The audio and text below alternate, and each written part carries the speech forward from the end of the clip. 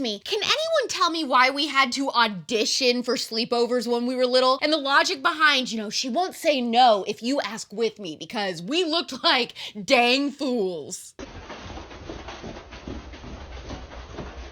Hey, Mom. Hey, ladies, Mom. We want to have a sleepover tonight. All three of us. 1, 2, 1, 2, 3. What's the point of crying? It was never even love. Did you ever want me? Was I ever good enough? Darling, this is the point. Why are you wasting my time? Wow. Just a little traumatizing memory for you to start off your week.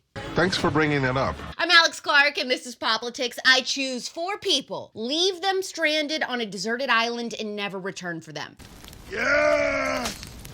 Look what I have created! I have made fire! I have made fire! Just kidding. I talk about pop culture and entertainment news of the day. Suckers! Thumbs up and subscribe to this channel. Make sure that notification bell is turned on or you won't know when new episodes come out. I'm actually about to burn down Hollywood because veteran Hollywood producer and filmmaker Steven DeKnight has attacked Jenna Ortega, calling her toxic and entitled. Oh, no, you didn't. Meghan McCain is blasting Gwyneth Paltrow for what she's calling a starvation diet after that podcast interview with her went viral. Netflix is canceling a kids' cartoon for preschoolers that had a non-binary character. And then there are several beauty-related questions today in Pop Quiz. Yes! Yes! Yes! Yes! Here's everything that happened. Jenna Ortega went on Armchair Expert with Dax Shepard and said that on the set of Wednesday, she had to take matters into her own hands and say no to some of the stuff that the writers wanted Wednesday to say because it didn't make sense for her character. I don't think I've ever had to put my foot down on a set in a way that I had to on Wednesday because it's so easy to fall into that category, especially with this type of show.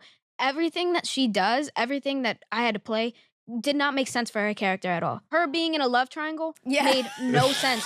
Her going, there was a line about like a dress that she has to wear for a school dance, and she said, "Oh my God, I love it. Oh, I can't believe I said that. I literally hate myself." And I had to go, no. There's no way. There was times on that set where I even became almost unprofessional in a sense where I just started changing lines. After this interview came out, a veteran Hollywood producer, Steven DeKnight, tweeted scathing comments about Jenna that got picked up by all the major news outlets. He said that he loves talking with actors about their lines and stories, but sometimes the stars don't have the full pictures in TV of where the story is going and why some lines are needed for the whole thing to make sense. He partly blamed her age for her behavior, but also said she should be aware of how things work on set. He tweeted that she should also ask herself how she would feel if the showrunners gave an interview and talked about how difficult she was and refused to perform the material. Calm yourself, boy.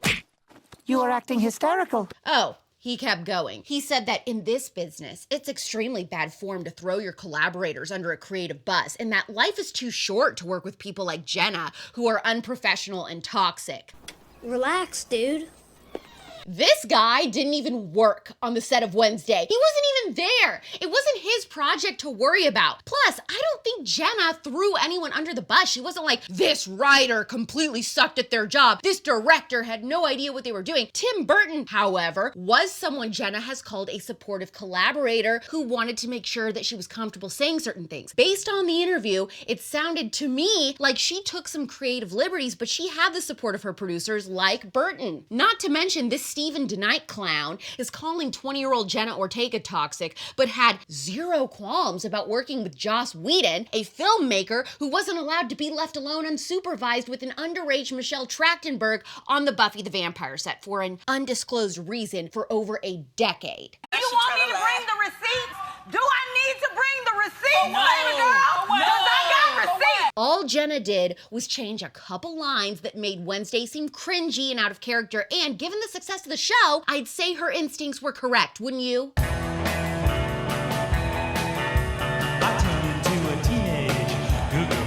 You need to catch up on last week's Politics episodes if you're behind, because I talked all about Gwyneth Paltrow's viral interview. What's your wellness routine look like now? I eat dinner early in the evening. I do a nice intermittent fast. I usually eat something about 12.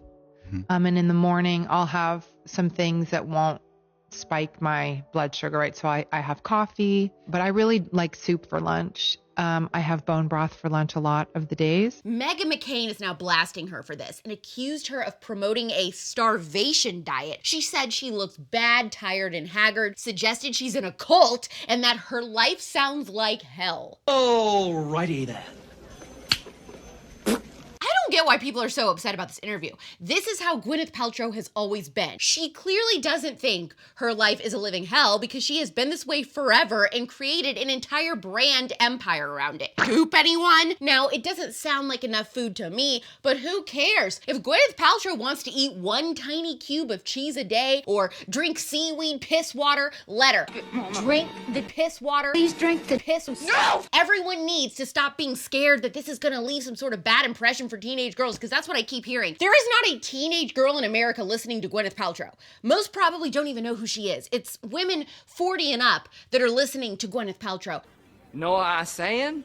I loved the interview because it's kooky, weird, and interesting. Will I only be eating bone broth and hummingbird hearts? No, but I think it's funny and interesting that she does, and I enjoy hearing about it. And you know what else I'm gonna say? People that get emotional over things that other people say on the internet, I'm convinced have low IQs. Somebody left a bad review on the spillover over the Kourtney Kayla episode last week because they said it was women tearing down other women. Please, timestamp it for me because that never happened. Ever. I think what they're talking about is her saying that she prefers not to sleep train. Okay, and if you do, good. It's like someone living a different lifestyle and even saying it out loud is somehow shaming someone else. Even conservatives have gotten too soft. If I say or someone else says something that we do that you don't do, somehow we're attacking you. It's absolutely out of control, and the outrage against Gwyneth is just proof that people are out of their freaking minds. And I don't mean Gwen. She's just drinking her bone broth and saying what she does. She's not attacking anybody. Did you forget to take your Xanax this morning?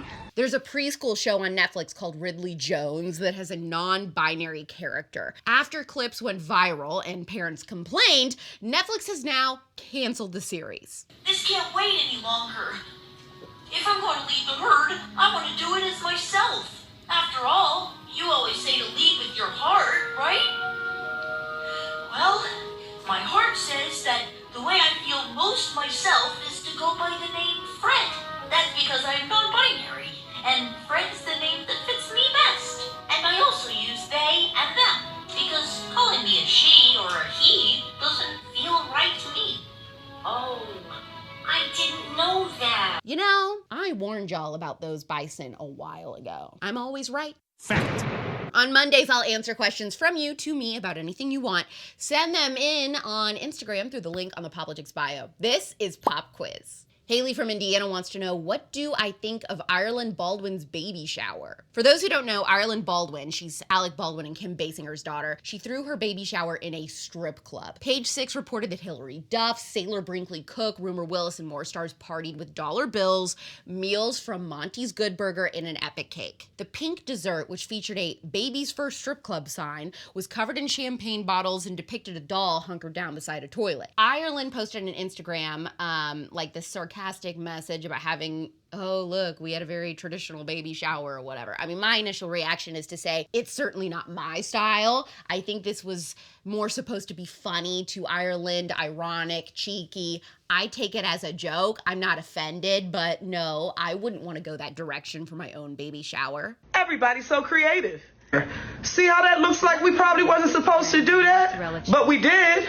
There's no other reason you would do it that way. Lindsay from Arkansas asked, you're looking fab, but the people want to know, are you loving your lash extension free life? Also, what mascara do you use? I love being lash free in my personal life and, you know, being able to rub my eyes and everything. I've been using Dime Beauty lash serum at night to try to grow my natural lashes. I haven't really noticed any difference in 1 month of use, so I might try a different brand. I don't know. You'll have to tell me if you're like a lash serum person, if that's not long enough to really see results, so we'll see. I don't think I'm loving being lash free on camera. I don't think I look pretty, especially in close-up shots on the spillover. Now, today's an exception. I think I actually look kind of good today, but I did darker eye makeup, and maybe that's the problem. Maybe on camera, if I don't have lash extensions, I need to be doing like eyeliner and stuff, which I haven't really been doing. I think in person it looks fresh and pretty. On camera, I look a little bit like a corpse. I might start having a makeup artist put natural looking lash strips on me for filming, because I think I look a little too natural on camera. I wish that I could be a Hailey Bieber person who can put only, 2 microscopic dots of concealer on and walk out the door looking like a pimp, but I end up looking like a garbage pail kid. By the way, mascara wise, I am using a dried out mascara sample from Dior, which reminds me I need to go to Sephora this weekend and pick up something. Come on, roll with. Lydia from Colorado wrote in, you talk a lot about skincare, which is great, but what are your favorite makeup recommendations? Favorite makeup products currently are the Givenchy Prisme Libre Glow Foundation. I do not like anything matte for face makeup anymore. It makes me look dull, dry. I think matte foundation really only looks good on people with super oily skin or like teenagers. I am liking Refy's cream blushes and obsessed with the Danessa Myricks Beauty Yummy Skin Glow Serum. The names are outrageous. Absolutely outrageous. It's like the color champagne gold or something, and I put that on after moisturizer as a foundation primer. I went through my purchase history. I have gone through that product 3 times since August of last year. So, I mean, I am using it and loving it and repurchasing. I don't wanna know if you're playing me, keep it on the low, 'cause now I can't take it anymore.